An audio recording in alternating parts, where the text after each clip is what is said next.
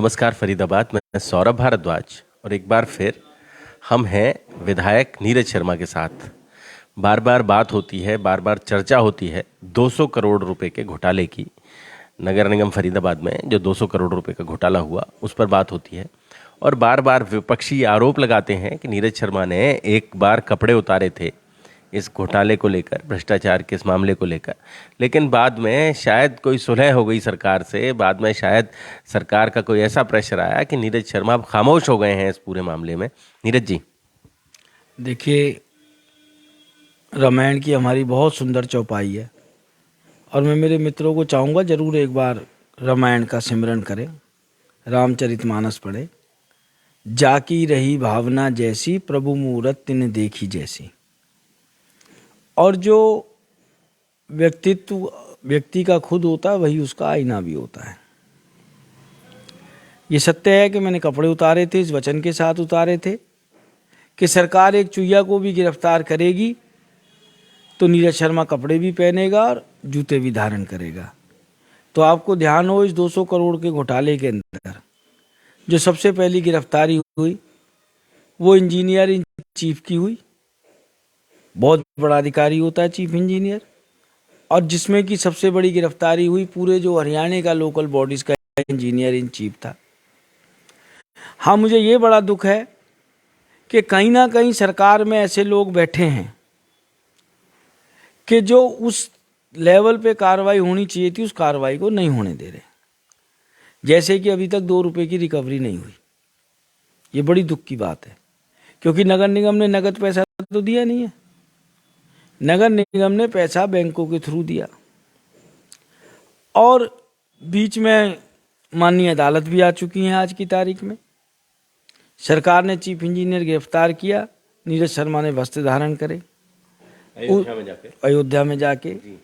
उसके बाद, क्योंकि मैं अपनी जुबान का पक्का हूँ, जो मैंने वचन विधानसभा में दिया मैं उसको निभाऊंगा। उसके बाद जांच चली। देखिए, इसके अंदर बहुत बड़े बड़े उच्च अधिकारी शामिल हैं, आईएएस आईपीएस लेवल के।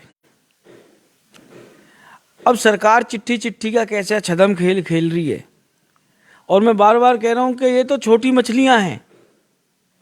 सरकार डायरेक्ट इसके अंदर शामिल है। ये तो नीरज शर्मा ने इतना बड़ा तप किया, जूते त्यागे, वस्त्र त्यागे, सरकार को मजबूरी में एक्शन लेना पड़ा। कार्रवाई की मंशा आज भी नहीं है सरकार की, क्योंकि एक डिपार्टमेंट चिट्ठी लिखता है सरकार को कि हमें इन्वेस्टिगेशन की परमिशन दी जाए उच्च अधिकारियों के खिलाफ, और सरकार की तरफ से चिट्ठी जाती है मुख्यमंत्री की तरफ से, मुख्य सचिव की तरफ से इंक्वायरी की परमिशन है। भाई, इतने बड़े अधिकारी ने, विजिलेंस के हेड ने इन्वेस्टिगेशन शब्द इस्तेमाल किया, और मुख्य सचिव कार्यालय भी बहुत बड़ा दफ्तर होता, बहुत बड़ा अधिकारी है। इन्वेस्टिगेशन को इंक्वायरी में तब्दील कर दिया। उनके कार्यालय में नहीं समझ में आ रहा कि मांगा तो कुछ और था, दे कुछ और रहे हो। फिर विजिलेंस डिपार्टमेंट क्या दोबारा चिट्ठी नहीं लिख सकता था कि जी हमने इन्वेस्टिगेशन की परमिशन मांगी थी, आपने इंक्वायरी की दी है। उस इंक्वायरी की परमिशन के बेस पे वो इन्वेस्टिगेशन का नोटिस दे देते हैं। अफसर कोर्ट से स्टे लेके आ गए, क्योंकि सरकार को पता है जहां हमने इन उच्च अधिकारियों को अंदर दिया फिर ये अपने आकाओं के नाम लेंगे कि देखो जी, हाथ तो हमारे थे पर फोन उनके थे। और इस सरकार में भ्रष्टाचार इतना हावी हो चुका है। ये तो विपक्षी चलो मेरे पे आरोप लगा रहे हैं। मुख्यमंत्री जी ने 2 बार आदेश करे पंचकुला के आउटसीज प्लॉट घोटाले में कि इसकी सीबीआई से जांच हो। मुख्यमंत्री जी के आदेशों को फेल कर दिया गया। नहीं तो स्टेट में मुख्यमंत्री के आदेश का मतलब होता है मेरी जुबान। दूसरा, इस केस में जो लेटेस्ट काम हुआ, जो मुझे अब मार्च में तकरीबन 1 वर्ष ही हो जाएगा जी, इसमें एक बड़ा रोचक तथ्य है कि तकरीबन ये 200 करोड़ की पेमेंट है, और इसके अंदर जो सबसे मोटी पेमेंट एक ही दिन में हुई है, सतवीरा की 4 कंपनियों की 31 करोड़ रुपए की 4 अगस्त 2020 को, जबकि अक्टूबर 2019 में हम विधायक बने। उससे पहले हमने देखा काम क्यों नहीं हो पा रहे, नगर निगम के पास पैसा तो बहुत है। हाउस में ये बात उठ गई, चंडीगढ़ मैंने चिट्ठियां लिखनी चालू कर दी थी, 200 करोड़ का घोटाला सामने आ चुका था। उसके बावजूद 4 अगस्त 2020 को 31 करोड़ की पेमेंट हो गई, एक सिंगल डे में। सिंगल डे में। उस नगर निगम में हो गई जिस नगर निगम के अंदर जो ठेकेदार सही काम कर रहे हैं, मैं ये नहीं कह रहा सारे ठेकेदार खराब हैं, कुछ अच्छे भी होंगे, वो हाई कोर्ट जा रहे हैं, माननीय अदालत आदेश दे रही है कि इनकी पेमेंट कर दो, वहां तो कोर्ट के आदेश के बावजूद भी पेमेंट नहीं हो रही। और यहां जब 4 अगस्त 2020 को एक दिन में 31 करोड़ की पेमेंट हो गई और उसके 10 दिन के बाद नगर निगम के रिकॉर्ड रूम में आग लग गई। ये चीज भी बड़ी जांच का विषय है।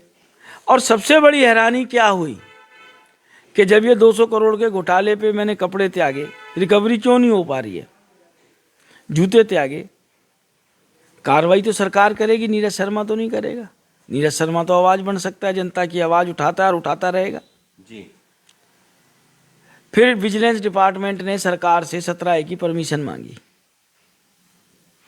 कि जी हमें ये 200 करोड़ का घोटाला है, इन सालों में हुआ है, 2017 से लेके 20 तक, हमें परमिशन दी जाए। देखिए, ये अपने जो मेन आकाएं हैं उनको बचाने के लिए, वो एक भी हो सकते हैं और एक भी हो सकते हैं। सरकार ने पता क्या परमिशन दी, एक छोटा सा शब्द, टेक्निकल शब्द, कि परमिशन तो दे दी 2017 से 2020 की, उसमें एक शब्द लिख दिया फाइनेंशियल ईयर, और उस फाइनेंशियल ईयर लिखते के साथ ही क्या हो गया, वो परमिशन रह गई सिर्फ 31 मार्च 2020 तक को आप जांच में शामिल करोगे। भाई ऐसा कहीं हुआ है?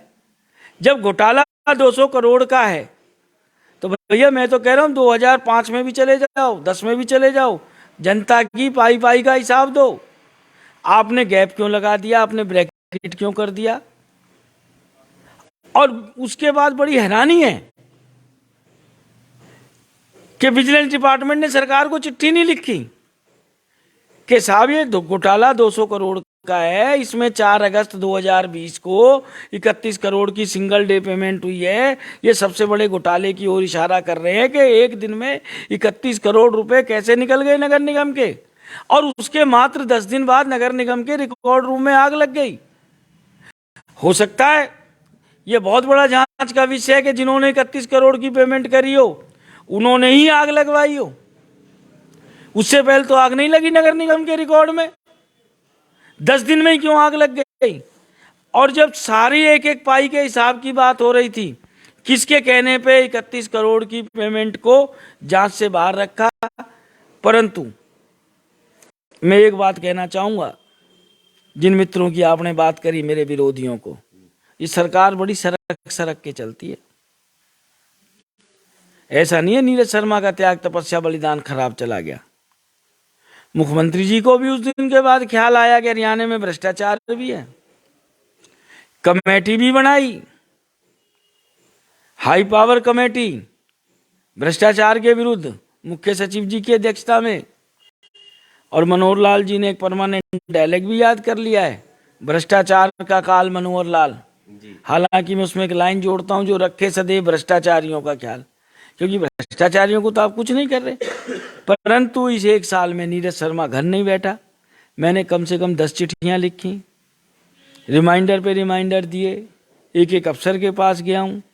अब 8 फरवरी 2023 को नीरज शर्मा के पुनः फट से हरियाणा सरकार ने पत्र लिखा है विजिलेंस को कि 31 करोड़ रुपए को भी जांच में शामिल किया जाए, कि जो 31 करोड़ रुपए की पेमेंट सतवीरा को हुई है उसको इन्होंने जांच से बाहर रख रखा था, क्योंकि 31 करोड़ की तो कोई बात ही नहीं कर रहा था, उसको भी जांच के अंदर शामिल कर दिया है। और मुझे लगता है सरकार ईमानदारी से जांच कराएगी, अफसर ईमानदारी से जांच करेंगे।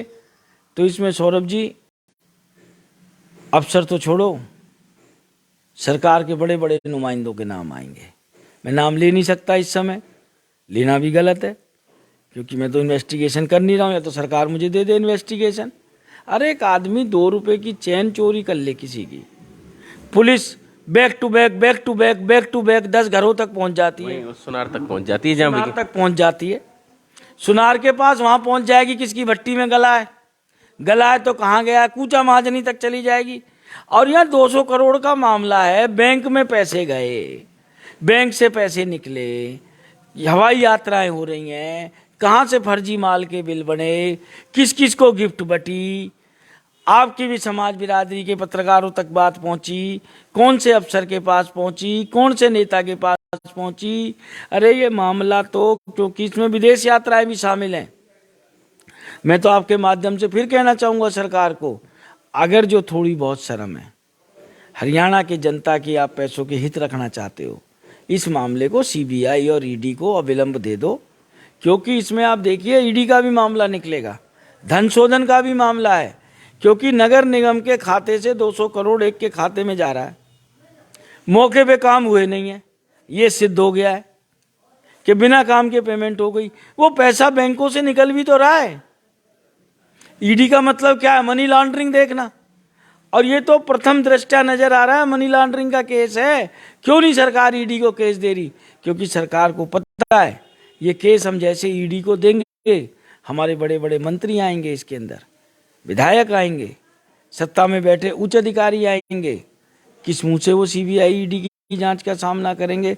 इसलिए सरकार इसको दबाने की कोशिश कर रही है, पर जब तक नीरज शर्मा की सांसों में सांस है, नीरज शर्मा जिंदा है, ऐसे भ्रष्टाचारियों को चैन की नींद नीरज शर्मा नहीं सोने देगा। तो फरीदाबाद आप समझ लें, लगातार बैठे नहीं हैं नीरज शर्मा। सब कह रहे हैं कि 200 करोड़ रुपए का जो घोटाला है उसके मामले में लगातार सरकार पर प्रेशर बनाने का काम, लगातार सरकार को लिखने का काम, लगातार सरकार को जगाने का काम नीरज शर्मा के माध्यम से हो रहा है। और लेटेस्ट डेवलपमेंट ये है कि वो जो 31 करोड़ रुपया की जो पेमेंट थी, आग लगने से ठीक पहले का मामला है, लगभग 10 दिन पहले का मामला है, दिवाली के आसपास ये 15 या 16 अगस्त को आग लगी है और 4 अगस्त को 31 करोड़ रुपए नगर निगम के खातों से निकले हैं। 4 अगस्त को पैसा निकाला गया। और फरीदाबाद आप ये समझें कि ये घोटाला परत दर परत लगातार खुलता चला जा रहा है। नीरज जी, हमारे साथ बातचीत करने के लिए बहुत बहुत धन्यवाद। जोड़ेंगे फरीदाबाद आपको शहर की ऐसी ही और महत्वपूर्ण खबरों के साथ। बहुत बहुत शुक्रिया।